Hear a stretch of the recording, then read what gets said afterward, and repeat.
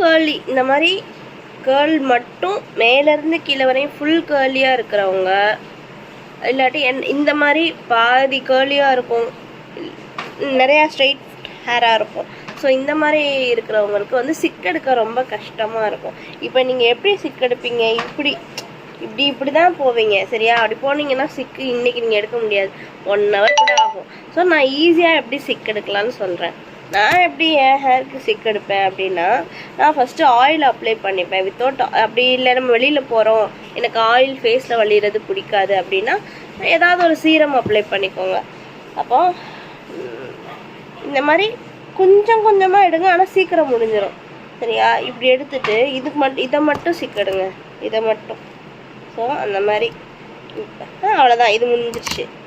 So அடுத்து இப்படின்ட்டு அப்படியே சின்ன பிள்ளைல நிறையா முடி இருக்குங்க, சூப்பராக நிறையா முடி இருக்கும் எனக்கு. அப்படியே இந்த அளவுக்குலாம் கேர்ள் இருக்காது, ஆனால் கேர்வியாக இருக்கும், வளைஞ்சு வளைஞ்சு அழகாக இருக்கும். ஆனால் வந்து இந்த அளவுக்கு சுருட்டையாக இருக்காது.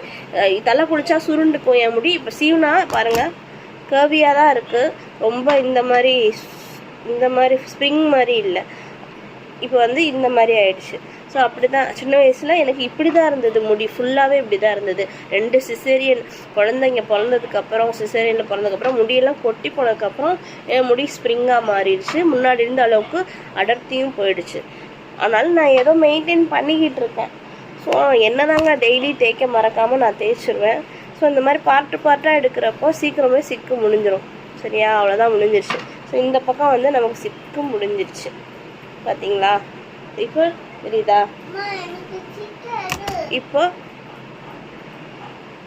இப்போ வந்து இந்த பக்கம் பாருங்கள், ரொம்ப குருவிக்கூடு மாதிரி இருக்கா?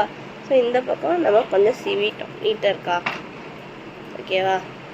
ஸோ எனக்கு இப்போ நல்லா ரொம்ப நீளமாக அப்படி முடி பந்து மாதிரி அழகாக இருக்கும், பேண்டு போடலைன்னா கூட அப்படியே நிற்கும்.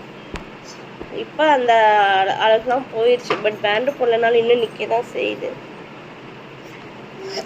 ஸோ இதுதாங்க, இந்த மாதிரி எடுத்துக்கோங்க. அப்புறம் அவசரப்பட்டு முடி வெட்டாதீங்க. நான் வந்து சரி கொஞ்சம் எங்கே தெரியும், எபோவ் 30 ஆச்சுல, அதனால சரி நான் கொஞ்சம் எங்கே தெரியும்னு சொல்லிட்டு அமலாபால் ஒரு படத்தில் வச்சுட்டு வர மாதிரி பேங்க்ஸ் வெட்டினேங்க. பார்த்தா அது வந்து இப்போ என்னோடய முடியல அந்த பழைய ஆரோக்கியம் இல்லாதனால, இப்போ வயசு 35 ஆயிடுச்சுல, இப்படியே நிற்கிதுங்க. ஏண்டா வெட்டணும்னு ஆகிப்போச்சு. முன்னாடிலாம் நிற்கும் அழகா, இப்போ வந்து என்ன ரொம்ப கஷ்டப்படுறேன். ஸோ நம்மளாம் முடிய வெட்டவே கூடாது, அது வந்து அப்படியே நிற்கிது. சரிங்க, அப்படியே பார்த்துக்குங்க. பாய். நீங்களாம் முடிய வெட்டாதீங்க.